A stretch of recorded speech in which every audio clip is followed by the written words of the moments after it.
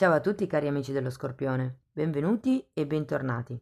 Io sono Ilaria e su questo canale parlerò di tarocchi, metafisica, spiritualità e quant'altro possa essere d'aiuto ad ognuno di noi per il proprio percorso di crescita personale e spirituale. Bene, mostrami, Scorpione, tendenze energetiche e affettive per la seconda parte di maggio 2023. Ragazzi, abbiamo la stella. Wow! Amici dello Scorpione, periodo di sogni, periodo di anche canalizzazioni, nuove idee. Quando c'è la carta della stella si parla di obiettivi, di darsi un punto di arrivo, una meta, di focalizzarsi fondamentalmente su quello che è, quello che si vuole. Andiamo a vedere con i tarocchi di che cosa si tratta nello specifico. Io intanto come sempre vi ricordo che le letture sono generali, sono fatte per un collettivo, quindi è facile che non risuoni tutto. Voi semplicemente prendete quello che vi serve e lasciate andare il resto all'universo. Se poi non dovesse risuonare proprio nulla o se per caso voleste completare il vostro messaggio, potete sempre ascoltare l'ascendente, il segno lunare o Venere. Sotto poi nella descrizione del video trovate il link ad un video che vi spiega come unire il significato di più oroscopi, è proprio una guida. Trovate il link al video che vi spiega di che cosa parla tutta la sezione riservata agli abbonati, quindi quello che sono tutti i video di crescita personale, e trovate anche la mia email nel caso vogliate contattarmi. Allora ragazzi, partiamo con un 6 di denari, un 3 di coppe, la carta della forza, un 2 di spade, un fante di bastoni, un 7 di denari e vediamo come chiudiamo la linea.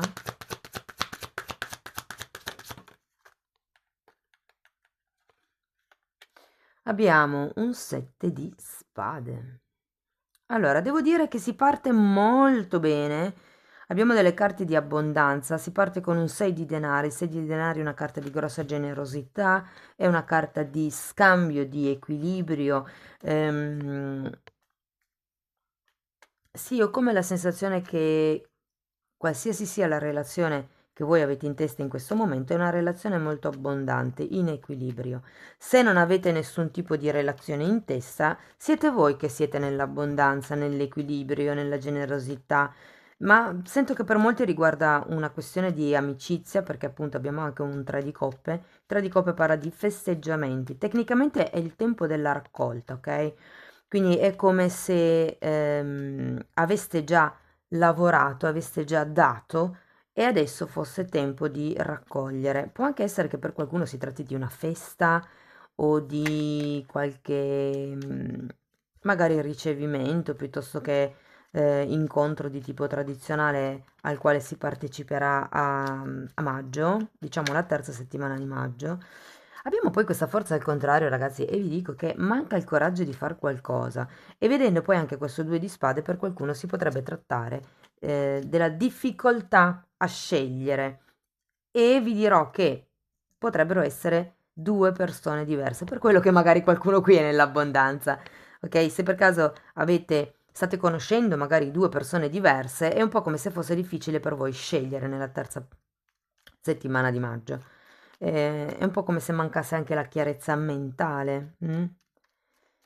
Il fante di bastoni, il 7 di denari e il 7 di spade li andiamo a vedere poi dopo direttamente con i mini tarocchi. Andiamo adesso intanto a vedere, ripartiamo con il 6 di pentacoli. Mm. La la, ragazzi, morte e torre. Wow. Sono due carte molto forti, fortemente in contrasto con questo 6 di denari.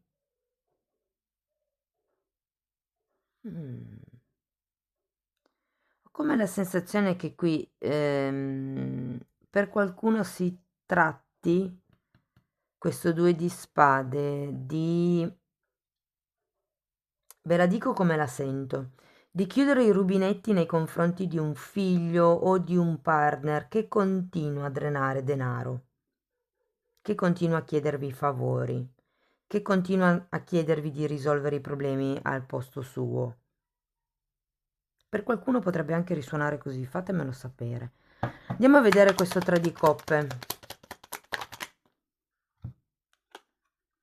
Cavaliere di denari, l'imperatrice, cavaliere di bastoni e 8 di bastoni. Sì, sì, ragazzi, per qualcuno è proprio una questione di scegliere tra due persone nella terza e quarta settimana di maggio.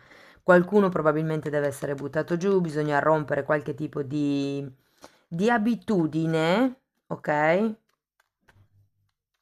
Che ripeto, se fosse il figlio può essere l'abitudine di... Che io non dico, cioè nel senso, capisco quando un genitore cerca di aiutare il figlio e cerca magari di aiutarlo a risolvere i problemi, se magari è stretto di denaro cerca di dargli una mano, però un discorso è quando succede una volta ogni tanto, un discorso è quando il figlio non è in grado di sostenere se stesso e continua a drenare energia dai genitori, ok? Ecco, questo se fosse il caso del figlio è come se fosse un'energia che verrà un po' limata. Se fosse, perché anche qui abbiamo due cavalieri e qui abbiamo un 3 di coppe, se qui la questione fosse che non sapete chi scegliere o magari siete anche in una relazione clandestina, ecco, la, la vedo ardua la scelta che dovrete fare. Mm. Voglio andare a vedere la forza.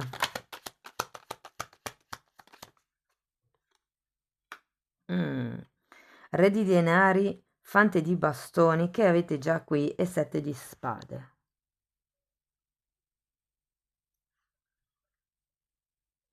Allora, sicuramente questa lettura risuona anche per persone che sono in una relazione a tre. In questo caso siete voi che avete magari una famiglia, una relazione già in piedi. Non è detto che sia così per tutti, e può anche essere il contrario. Però diciamo che l'energia che va per la maggiore è che voi siate già in una relazione e ci sia comunque qualcuno che vi ronza intorno e che però, insomma, ragazzi, ho come la sensazione che una persona sia molto matura, potrebbe essere appunto il vostro partner, mentre l'altra persona è piena di entusiasmo, è piena di voglia di fare, è piena di passione anche per qualcuno. Ok, c'è comunque però un 7 di spade. Fate attenzione perché quando c'è il 7 di spade si parla di proiezioni e potrebbero essere le vostre, cioè quelle che voi fate sulla terza persona. Chissà come sarebbe bello se. Ipotesi, no? O cose del tipo, sicuramente quando staremo insieme solo noi due le cose saranno diverse. Quella è una proiezione, non ne avete la certezza. Che poi ve lo raccontino, sì, ci fa piacere, però non avete la certezza, non siete sicuri, non è una cosa concreta, quindi non vi fate abbindolare dalle parole. Allora, 2 di spade. Questa è voluta uscire. 6 di pentacoli che abbiamo all'inizio. Allora, il 2 di spade è spiegato da un 2 di bastoni, dalla carta del matto e dal 6 di pentacoli. Sì, ripeto, il 2 di spade è una carta che normalmente viene raffigurata come una donna bendata, quindi è come se non si vedesse qualche cosa. E io qui in realtà quello che sento è che, ragazzi, quel tipo di magari equilibrio di cui si parlava all'inizio, a metà della lettura, quindi tra la terza e la quarta settimana, è un po' come se ci si facessero delle domande su come potrebbe essere l'equilibrio in un futuro con questa persona. Ho come anche la sensazione che non vi fidiate molto, probabilmente, di questa persona. Se per caso non aveste una relazione a tre, allora, a parte che potrebbe essere il vostro partner ad averla, ma potrebbe anche semplicemente essere un'amicizia, un parente, un collega, qualcuno che mette il becco nella vostra relazione. Andiamo a vedere il fante di bastoni. Però ecco, non vi fidate, perché comunque c'è anche un 7 di spade. Non vi fidate di quello che sentite. Wow, stella al contrario è la carta degli amanti. Sentite, io sento che questo fante di bastoni potrebbe potenzialmente essere una persona nuova se non avete nessuno. Potrebbe essere un ritrovato entusiasmo all'interno della coppia, perché comunque abbiamo gli amanti, eh.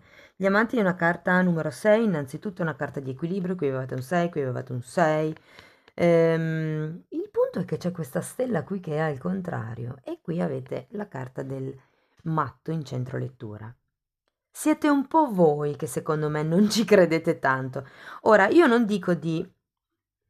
Io vi metto in guardia sulle parole che vengono dette, però non è che non dovete credere ai sentimenti che provate per quella persona. Cioè, se voi sentite che siete trasportati nei confronti di quella persona, date valore al vostro sentimento.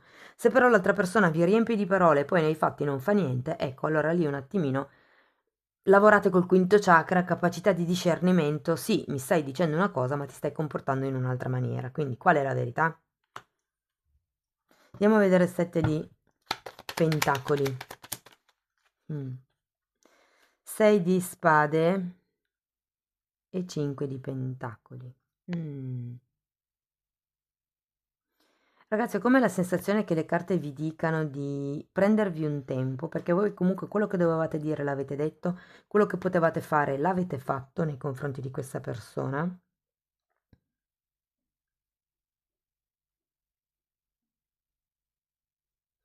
Perché qui è un po' come la sensazione che vi dicano, restate in attesa, non fate niente e vedrete come si sviluppano le cose, perché qua c'è anche un 6 di spade, che è una carta che parla di allontanarsi da certe idee e mi verrebbe anche da dire da certe idee di carenza vedendo il 5 di pentacoli, ok?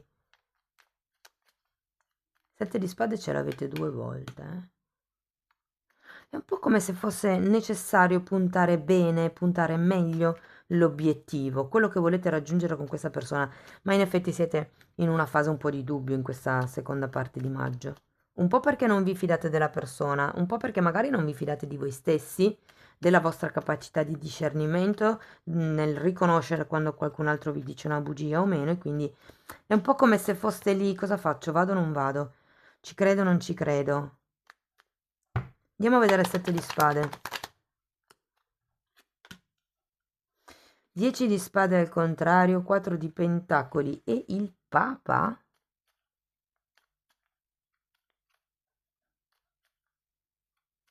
Allora, se foste nella relazione a 3 e voi foste gli amanti, quindi fosse l'altra persona magari ad avere una relazione, cioè ho la sensazione qui che ci sia una questione legata al matrimonio che viene un po' posticipata.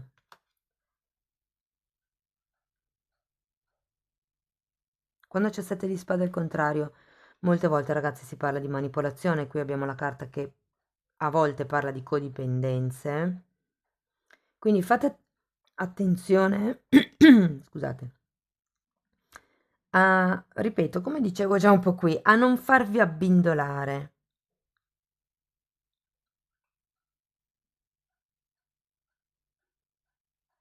È come se ci fosse qualche cosa a cui voi siete attaccati e ho la sensazione che sia qualche cosa che è stato detto o fatto nel passato. Fatemi sapere poi nei commenti, ragazzi, come vibra per voi la lettura, perché ha diverse chiavi di lettura. Va bene, andiamo a vedere ancora un oracolo per vedere che cos'altro hanno da dirvi.